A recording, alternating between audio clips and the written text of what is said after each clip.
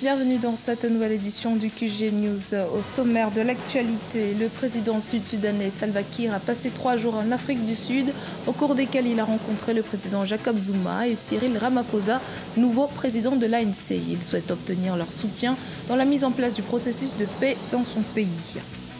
Déminer les explosifs à main nue, c'est la tâche délicate confiée aux équipes de déminage à Benghazi en Libye.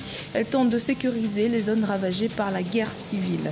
Et puis, hommage à la culture vaudou au Bénin à travers une exposition dédiée à ce culte qui a débuté le 10 janvier au centre de Lobozumpa à Cotonou. L'exposition est ouverte jusqu'au 27 janvier.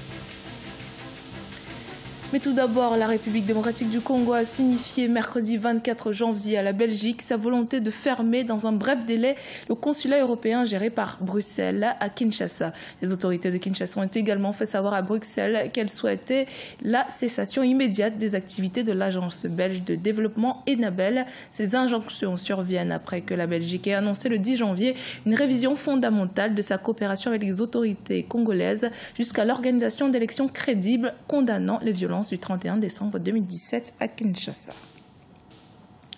Le président sud-soudanais Salva Kiir a effectué une visite de travail de 3 jours à Pretoria en Afrique du Sud. À l'ordre du jour de cette visite, l'implication de l'Afrique du Sud dans le processus de paix au Soudan du Sud. Retour sur les détails de cette visite avec Adjidatou Badawi. Depuis décembre 2013, le Soudan du Sud est plongé dans une guerre civile malgré la signature d'un accord de cessez-le-feu le 24 décembre 2017 entre le gouvernement et les groupes rebelles. Les combats continuent dans ce pays dont l'indépendance a été proclamée en 2011. C'est dans ce cadre que s'inscrit la visite de 3 jours effectuée par le président Salva Kiir à Pretoria en Afrique du Sud. Il sollicite l'implication de l'Afrique du Sud dans le processus de paix. L'Afrique du Sud a une implication très étroite, une proximité très étroite sur le processus de paix au Sud-Soudan. Que ce soit les négociations, que ce soit le dialogue de réconciliation nationale, le gouvernement de Jacob Zuma a depuis le début de la crise en 2011 entretenu une implication très marquée. Le Soudan du Sud est plongé dans une guerre civile qui oppose le gouvernement sud-soudanais du président Salva Kiir à une rébellion dirigée par l'ex-vice-président Riek Machar. Les autorités sud-soudanaises attendent beaucoup de l'Afrique du Sud, qui fait partie des principaux négociateurs pour la paix menée par l'autorité intergouvernementale pour le développement. Les pourparlers, que ce soit au niveau politique entre les factions rivales, que ce soit entre les formations politiques dans le pays, l'Afrique du Sud a un rôle déterminant dans tous ces processus.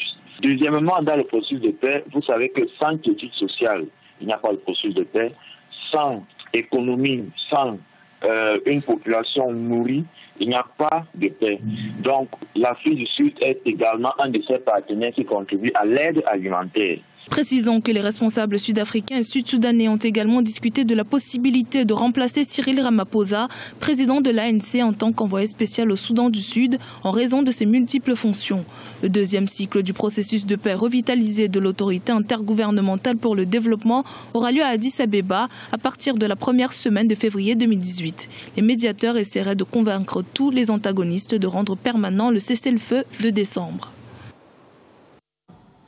Au Tchad, les forces de l'ordre ont quadrillé les rues de la capitale N'Djamena ce jeudi matin, empêchant tout rassemblement alors que les autorités ont interdit une marche de la société civile qui avait appelé à une manifestation pacifique ce jeudi dans les grandes villes du pays pour protester contre la mauvaise gouvernance, les injustices de toutes sortes et les mesures antisociales prises par le gouvernement. Internet a également été coupé depuis mercredi minuit. La dernière coupure du genre au Tchad remonte à la présidentielle d'avril 2016 qui aboutit à la réélection du président Idriss Déby Itno au pouvoir depuis 1990. Au Zimbabwe, alors que le gouvernement avait donné 48 heures aux quelques 20 000 vendeurs à la sauvette et autres taxis pirates pour libérer les rues de la capitale Harare, samedi 20 janvier, beaucoup d'entre eux sont revenus faute de moyens, et ce, malgré les menaces des autorités. Ashley Dubras. Malgré l'ultimatum qui leur a été lancé le samedi 20 janvier, les vendeurs à la sauvette et autres taxis pirates sont toujours aussi présents dans les rues d'Harare, la capitale du Zimbabwe, au plus grand dam des autorités. Autorités qui notent toutefois une légère amélioration dans les rues de la capitale. Nous avons constaté des améliorations. Le nombre de travailleurs du secteur informel a considérablement diminué. Ils bafouaient la loi, alors ils attendaient juste l'exécution et maintenant l'application est là. En dépit de l'application de la loi, certains vendeurs à la sauvette n'ont d'autre choix que de revenir dans les rues dans l'espoir de subvenir aux besoins de leur famille. Ils nous ont donné un ultimatum de 48 heures pour quitter les rues, mais nous n'allons nulle part. En fait, c'est nous qui leur donnons 48 heures pour nous trouver un emploi afin que nous arrêtions de vendre dans les rues. Le chômage est au cœur de la vie de ces Zimbabwéens. Plus de 90% de la population zimbabwéenne serait en effet au chômage. Ainsi, pour les syndicats des vendeurs, les mesures gouvernementales ne relèveraient pas du fond, mais plutôt de la forme.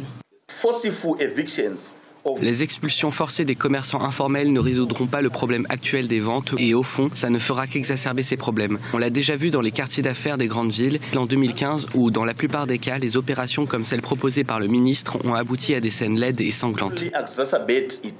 C'est un bras de fer qui s'annonce entre les vendeurs de rue et le gouvernement qui a d'ores et déjà annoncé vouloir faire usage de la force pour déloger ces acteurs économiques opérant dans l'informel, tout en arguant qu'au milieu de la saison des pluies, leurs activités pourraient être à l'origine d'une épidémie de choléra. En Libye, les équipes de déminage de Benghazi font face à une tâche compliquée. Ils tentent de sécuriser les zones ravagées par la guerre civile. Les ingénieurs militaires qui s'efforcent de dégager les explosifs manquent de détecteurs de mines et travaillent à main nue avec des outils de base. Une tâche laborieuse et extrêmement dangereuse. Un sujet de la rédaction. Les démineurs militaires continuent de nettoyer les rues dévastées par les combats dans la ville libyenne de Benghazi. Rues dans lesquelles le bruit des explosions est devenu familier car truffé d'explosifs et de pièges mortels. Les mines mises en place pendant plus de 3 ans de guerre à Benghazi font de nombreuses victimes parmi les démineurs sous-équipés et les résidents qui tentent de retourner dans les districts où des batailles prolongées ont déjà eu lieu. Nous tombons souvent sur Betty la sauteuse, composée d'une capsule conçue pour éclater en plusieurs petits fragments. Il y a aussi des grenades avec de la soie sur le bouchon. Ce sont des pièges basiques, orchestrés par une bande d'idiots. Les ingénieurs militaires qui s'efforcent de nettoyer les explosifs manquent de détecteurs de mines et travaillent à main nue avec des outils de base. Une tâche laborieuse et extrêmement dangereuse. Selon une source militaire, 50 militaires ont perdu la vie dans ces opérations de déminage et on dénombre environ 60 blessés. Au moins 49 civils ont également été tués et 38 blessés. À noter que le nombre réel serait plus élevé étant donné que tous les cas n'ont pas été pris en compte. Un des habitants de l'immeuble a appelé et a demandé si une des mines avait explosé dans l'immeuble et si une femme était décédée. Mais je lui ai dit que je n'en avais pas entendu parler. Quand je suis arrivé et que je me suis renseigné, on m'a dit que c'était Mona Al-Ebedi qui vivait au premier étage. L'armée nationale libyenne du maréchal Khalifa Haftar a finalement repris le contrôle de Benghazi en décembre 2017, mais le déminage pourrait prendre des mois. Malgré les avertissements de l'armée et les indications de zones minées griffonnées sur les murs, certains résidents de longue date, impatients de reconstruire leur vie, sont rentrés chez eux, des décisions qui ont malheureusement des conséquences mortelles dans certains cas. Le vaudou occupe une place importante dans l'identité culturelle du Bénin. La fête du vaudou est célébrée le 10 janvier à travers tout le pays. Ce culte, les photographes béninois ont cherché à le démystifier à travers une exposition sobrement nommée Vaudoune, qui a débuté le 10 et prendra fin le 27 janvier au centre de Lobozongpa à Cotonou, la capitale. Reportage de notre correspondant Leftiouno, commentaire Siamlo Victoria Seji. Au Bénin, des artistes plasticiens livrent leur perception sur le vaudou, patrimoine culturel et culturel du pays. Le journaliste et photographe Placide Charles Tossou et l'artiste plasticien Prudencio Agbodonde présentent au public leurs œuvres artistiques à travers une exposition intitulée Vaudou au centre de Lobozongpa à Cotonou. Après avoir travaillé au sein de plusieurs journaux du Bénin comme journaliste, reporter et photographe de presse, Charles Tossou a décidé de se consacrer à l'art en 1997. Plus d'une trentaine de tableaux, notamment des photographies d'adeptes vaudou en transe, révèlent sa 20 ans de parcours. Le vaudou n'est pas toujours ce que nous pensons. Il peut y avoir quelque chose de très bien dedans. Très bien, c'est-à-dire ça a été toujours ainsi parce que toute chose qu'ils disent, c'est toujours le bon Dieu qu'ils appellent avant qu'on en arrive à ce niveau. L'artiste plasticien Prudencio Agbodonde travaille depuis plus d'une décennie sur le vaudou. Roi de Tofo, localité à 68 km de Cotonou, l'artiste est un habitué des couvents sacrés. Ces installations représentent l'univers des différentes divinités vaudou et des adeptes, notamment le dieu de la richesse, Maoulissa. Ce vaudou demande la richesse au niveau de Dieu le Père, le créateur du ciel et de la terre. Et vous voyez cet accessoire qui est ouvert vers le haut. Donc ce Dieu demande à la nature, au Dieu le Père, et de ce côté, vient vous donner tout ce que vous voulez, que ce soit maison, voiture, enfant, la prospérité en général.